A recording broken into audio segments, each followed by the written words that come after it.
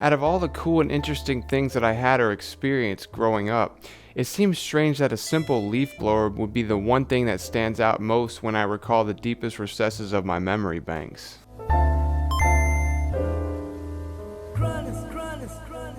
I'll never forget it. My dad's gray, black, and orange gas-powered Echo Leaf Blower 5000. Okay, I tacked that number on the end to make it seem cooler. There were many constants throughout the years, but this simple device used to blow leaves lasted for over 30 years before it finally passed away to join the other leaf blowers in leaf blower heaven. I still remember vividly the moment it happened. It's almost like a piece of me died that day, a piece of my childhood that I now look back on fondly. I can still hear the echoes of a faded memory, urging me to ruminate those sun-drenched afternoons in the front yard with my dad. The very end where the air came out used to drag across the rough, rock-infused cement. But the battle-tested Echo never once flinched. Sure, there were signs of wear, and at times it required a few extra pulls to get started. That's what she said!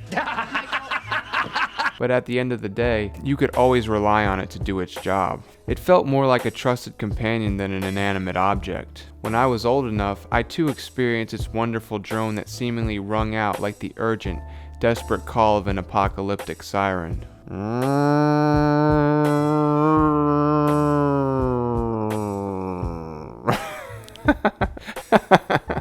Woof, an ode to both summer and fall. It was loud and obnoxious, but there wasn't a doubt in your mind that the driveway would end up cleaner and more pristine than a dog polishing off the remains of his food bowl. Returning stray grass clippings back into their dwelling place never felt so satisfying.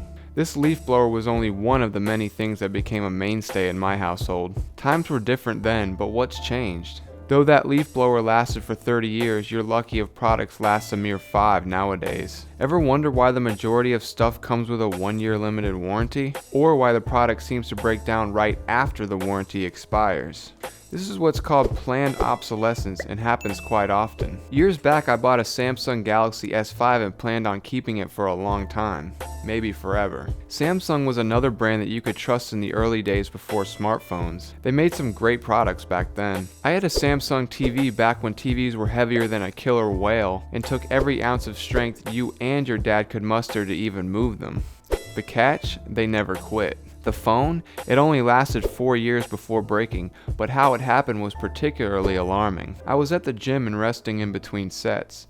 I had a hoodie bunched up on the ground and casually tossed the phone onto it before starting the next set. To my horror, the phone's screen busted as if I had thrown it into a wall. To the logical mind, it made no sense at all, as the distance from where I tossed it was a mere 3 inches from the sweater.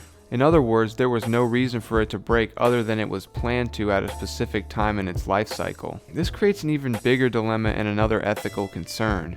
If products were truly made to last, would there even be an economy? That might seem extreme, but bear with me. Perhaps the issue was still apparent in the 90s, only way less noticeable than it is today. That is to say that perhaps the majority of products were well made with a few outliers. Audio products are no different, but there's another question that needs to be asked. Is the product breaking down the result of human error, or is it actually designed to break? This is something that I've also been ruminating over quite a bit lately. It's a scary thought, as it would suggest that even your favorite audio companies are in on the scam. You really do have to wonder though, what with all the revisions, updates, etc. Something I touched on in the last video. Think about all the little things that you complain about in a headphone, DAC, or other product.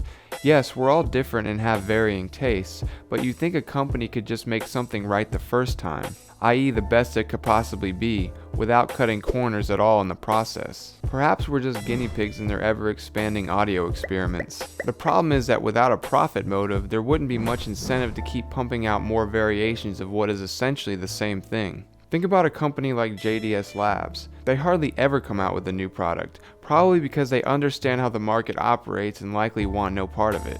For example, do the sound signatures of HiFiMan headphones vary all that much? Enough to have countless revisions and updates? I would lean towards no.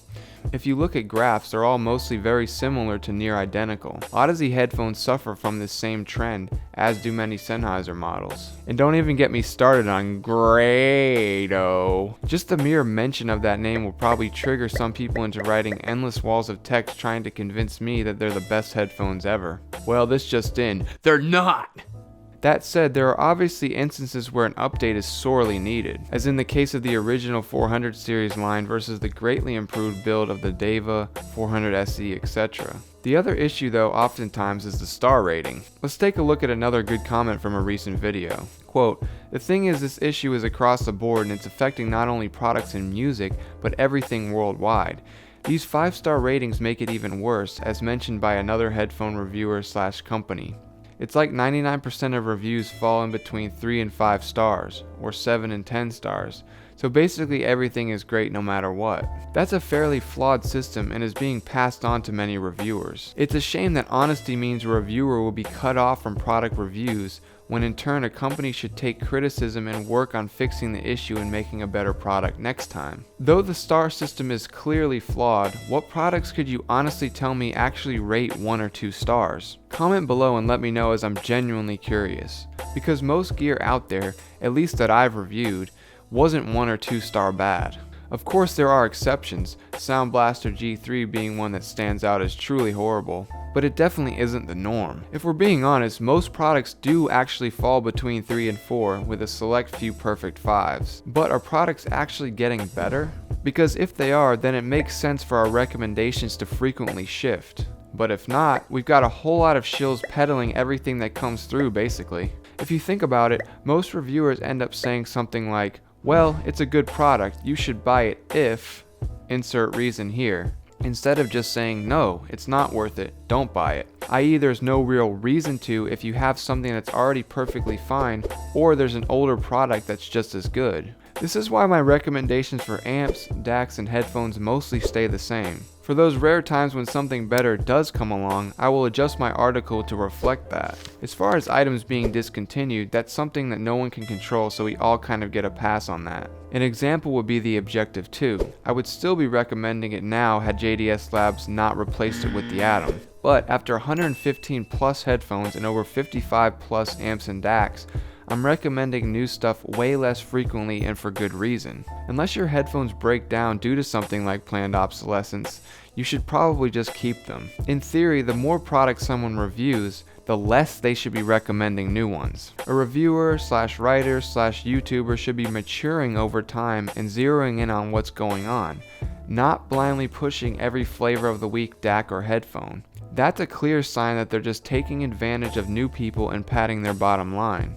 Because newer folks are easy fodder. They have no idea what's what, thus why they're consulting you. So don't take advantage of them. What do you think about this? Leave a comment down below.